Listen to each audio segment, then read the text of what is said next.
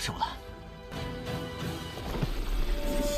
Halo semua, selamat datang kembali di channel Ashihab Official. Setelah beberapa waktu absen, kami akhirnya kembali dengan video terbaru tentang Joyuan. Sebelum kita mulai, saya ingin mengucapkan terima kasih yang sebesar-besarnya kepada semua penonton setia yang terus mengikuti alur cerita dari Ashihab Official. Tanpa dukungan kalian, channel ini tidak akan bisa berkembang seperti sekarang. Terima kasih banyak dan selamat menikmati video kali ini. Oke, tanpa berlama-lama kita langsung ke ceritanya. Namun sebelum masuk ke cerita intinya, saya akan membahas episode sebelumnya, di mana Joyuan melangkah ke dalam air dan menggunakan kekuatan spirit untuk menstabilkan dirinya. Kemudian ternyata dia berhasil menyeberangi danau dengan ekspresi gembira. Melihat keberhasilan Joyuan, Ki-hao mengangkat alis dan memanggil seorang pria pucat dengan genesis Ki yang lemah dari belakang. Pria tersebut adalah Jo Kim-peng, seorang praktisi roh tingkat menengah yang tampak memiliki cahaya misterius di antara alisnya. Beberapa menit kemudian, Joyuan dan kelompoknya mendekati pulau kecil di danau. Ketika kerumunan di tepi danau melihat ini, mereka hanya bisa bergumam dalam kebingungan. Ketika mereka berada dalam jarak 100 kaki dari pulau, mereka menyadari adanya cahaya batu giok yang mempesona dari pohon bayi giok di tengah pulau. Cahaya tersebut memancarkan bintik-bintik cahaya yang menyebar seperti badai, menelan orang-orang yang berada di area tersebut. Joyuan memperhatikan titik-titik cahaya ini yang tampak mengandung kekuatan spirit. Joyuan tidak berani menunda lagi dan segera menggunakan Heavenly Yuan Brush untuk melindungi dirinya. Dengan cepat, ia menggerakkan kuas tersebut menciptakan perisai cahaya transparan yang sebagian besar terdiri dari kekuatan roh. Perisai ini dengan cepat terbentuk meskipun genesis Ki-nya sangat lemah. Ketika cahaya giok dari langit menghujani perisai tersebut, menyebabkan riak yang hebat. Beberapa orang yang tidak dapat menghindari serangan dan tertembus oleh cahaya batu giok, tubuh mereka berlubang-lubang dan segera tenggelam ke dalam danau menyebabkan air tercampur dengan cairan merah dan kemudian mereka yang jatuh ke dalam air dirubah menjadi ketiadaan.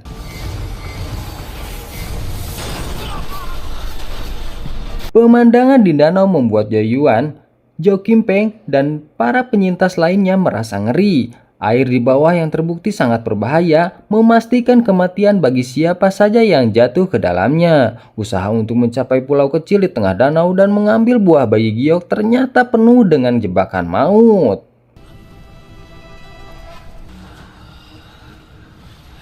Joyuan dan yang lainnya semakin dekat ke pulau, hanya 10 kaki dari pantai ketika cahaya batu giok tiba-tiba meledak dari pohon bayi giok menyapu mereka. Cahaya itu langsung menenggelamkan mereka dalam ilusi gurun tandus dengan pohon giok raksasa yang menimbulkan tekanan luar biasa. Ketakutan yang kuat membuat roh mereka goyah seolah-olah hendak menghilang.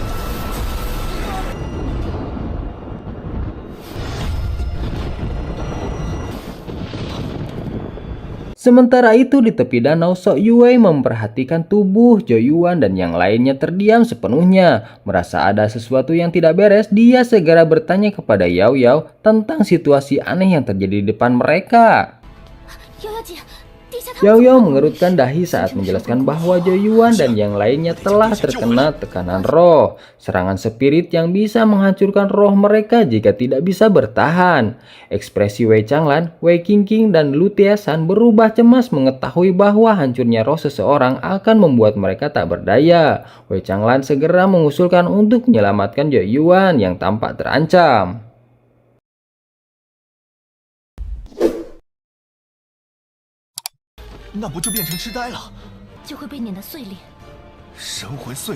Namun, Yoyo dengan tenang menghibur mereka, mengatakan bahwa Joyuan tidak akan mudah dikalahkan. Keyakinan Yoyo berakar pada kenyataan bahwa Joyuan telah mempelajari metode visualisasi Greenstone Divine Primal yang membuat hampir kebal terhadap serangan roh. Dengan kepercayaan diri yang kuat, Yoyo meyakinkan bahwa Joyuan akan mampu mengatasi ancaman ini.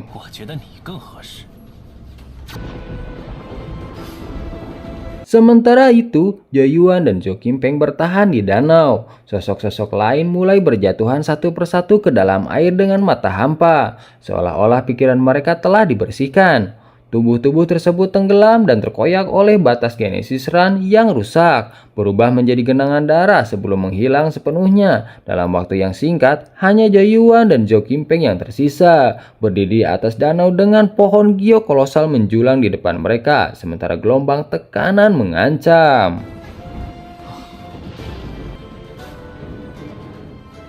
Joyuan menatap pohon giok raksasa dengan ketenangan, meskipun roh bergetar karena tekanan yang luar biasa. Teror yang dia alami sebelumnya jauh lebih menakutkan dibanding dengan pohon ini. Dengan kekuatan batinnya, Joyuan memanggil batu gerinda ilahi yang bintik-bintik, yang tampak menelan segala sesuatu dalam kekosongan. Pohon giok raksasa tampak kecil dan tak berarti di hadapan batu gerinda ilahi, dan akhirnya baik pohon giok maupun tanah tandus berubah menjadi ketiadaan.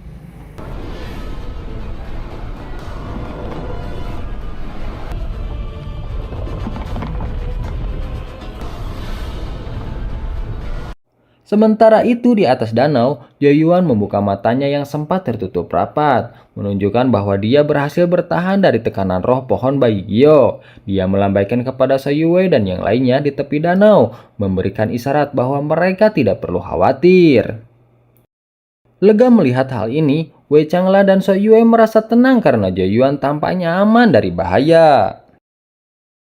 Setelah berhasil mengatasi tekanan roh, Joyuan melanjutkan langkahnya menuju pulau kecil tanpa menghadapi rintangan tambahan. Langkahnya menunjukkan bahwa ia berhasil melewati ujian tersebut dan dapat melanjutkan misinya. Di sisi lain, Zhou Qimpeng merasakan ketakutan yang mendalam saat melihat Joyuan melangkah ke pulau kecil. Ia terkejut dan marah menyadari bahwa meskipun ia menganggap dirinya unggul dengan roh tahap pertengahannya, Joyuan yang lebih muda mampu mengatasi tantangan yang membuatnya sangat tertekan. Keberhasilan Joyuan membuat Zhou Qimpeng merasa amarah dan keputusasaan mempertanyakan kemampuannya sendiri. Zhou Qimpeng dengan tekad untuk mendapatkan buah bayi giok segera meluncurkan serangan menggunakan Genesis Run Brush-nya. Dalam hitungan detik, ia menghasilkan Genesis Run yang mengeluarkan sinar hitam keabu-abuan, menyasar punggung Joyuan. Serangan ini dirancang untuk melukai roh secara serius melebihi dampak dari cedera fisik biasa. Joyuan yang telah mempersiapkan diri dengan mempelajari Genesis Run kelas 2 selama perjalanan, segera merespon saat serangan hitam keabu-abuan mendekat. Joyuan menyalakan Spirit Sparing Run yang telah disiapkannya, menciptakan sinar tak terlihat yang menebas serangan Zhou Qimpeng dengan efisien. Dengan kemampuan ini, Joyuan berhasil membelah serangan tersebut, menunjukkan kemampuannya untuk menghadapi ancaman spiritual secara efektif. Namun Joyuan menunjukkan ketenangan dingin. Dengan cahaya yang berkedip di antara alisnya, Joyuan melancarkan serangan dengan bayangan hitam buram yang memunculkan sekejap di depan Zhou Qimpeng. Bayangan tersebut bergerak cepat menuju dahinya, menyebabkan pemandangan di depan Zhou Qimpeng bergetar dan berubah menjadi kekosongan tanpa bentuk.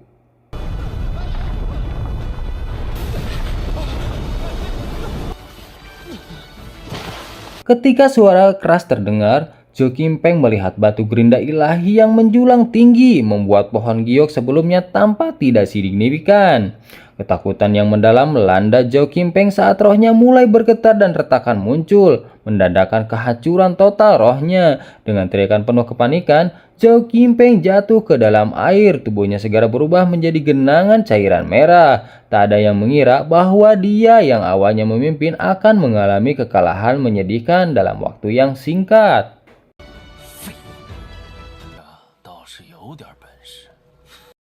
Qihao menggeram dengan suara es yang menakutkan. Wajahnya penuh kemarahan saat menyaksikan Zhou Qimpeng yang sebelumnya menyombongkan kejeniusannya ternyata sangat lemah di hadapan Joyuan dan kalah hanya dalam satu pertukaran. Di tepi danau, ekspresi Qi Hao menjadi semakin suram saat melihat Zhou Yuan berhasil mengumpulkan harta dari pulau tersebut. Namun Qi Hao dengan tenang menanggapi bahwa kebahagiaan Zhou Yuan hanya sementara. Ia yakin bahwa pada akhirnya semua harta yang dikumpulkan Zhou Yuan dengan susah payah akan jatuh ke tangannya. Dan ia menanti momen ketika ekspresi kemenangan Zhou Yuan berubah menjadi keputusasaan. Di bawah cahaya batu giok, Zhou Yuan terpaku pada cincin perak yang berkedip-kedip. Dari cincin itu terasa sedikit asing baginya. Zhou Yuan mengulurkan tangan dan meraih cincin tersebut, merasakan sensasi dingin menjalar ke tangannya. Setelah diperiksa lebih dekat, dia menyadari adanya pola kuno pada cincin yang memancarkan aura aneh, yang membuatnya terkejut saat memegang cincin itu. Roh di antara alisnya terasa gelisah seolah kekuatannya sedang diperkuat oleh sesuatu. Setelah menyimpan cincin perak tersebut, Zhou Yuan mengambil 2 kotak giok dari tas semestanya. Dengan gesit, dia terbang menuju pohon bayi giok dan dengan hati-hati menggunakan cahaya di ujung jarinya untuk melepaskan 2 buah bayi giok dari pohon tersebut yang segera jatuh ke dalam kotak yang telah dipersiapkannya. Sementara itu, Zhou Yuan memanfaatkan kesempatan untuk memberikan cincin perak kusam yang ditemukan kepada Yao Yao untuk diperiksa. Dengan nada tertarik, Yao Yao menyimpulkan bahwa cincin tersebut adalah artefak genesis yang memiliki fungsi memperkuat dan memelihara roh seseorang. Artefak ini sangat bermanfaat dalam pengembangan roh dan serangan roh kuat dari pohon sebelumnya memungkinkan besar terjadi berkat bantuan cincin tersebut. Yao Yao menunjukkan ran kuno yang pudar di cincin perang kusam menjelaskan bahwa ran tersebut rusak karena pohon giok bayi yang telah menggunakan terlalu banyak kekuatan cincin dari cincin itu. Ia menjelaskan bahwa jika artefak ini diperbaiki, cincin tersebut dapat memperkuat roh seseorang ke tingkat yang luar biasa. Zhou Yuan yang tidak dapat mengidentifikasi atau memperbaiki ran itu bertanya apakah ada orang yang bisa melakukannya. Yao Yao tertawa pelan menjelaskan bahwa dia adalah satu-satunya yang mampu membuat Zhou Yuan tersenyum dan merasa lega untuk meminta bantuannya.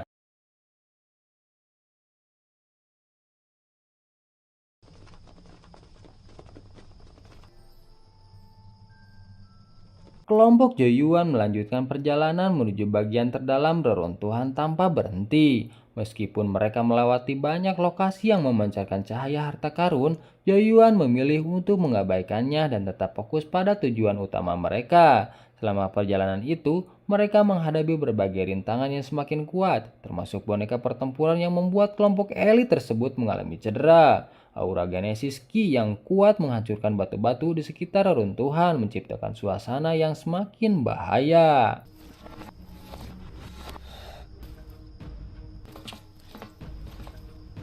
Di medan pertempuran, Zhou Yuan mengamati dengan ekspresi serius saat 8 boneka pertempuran tingkat gerbang surga muncul.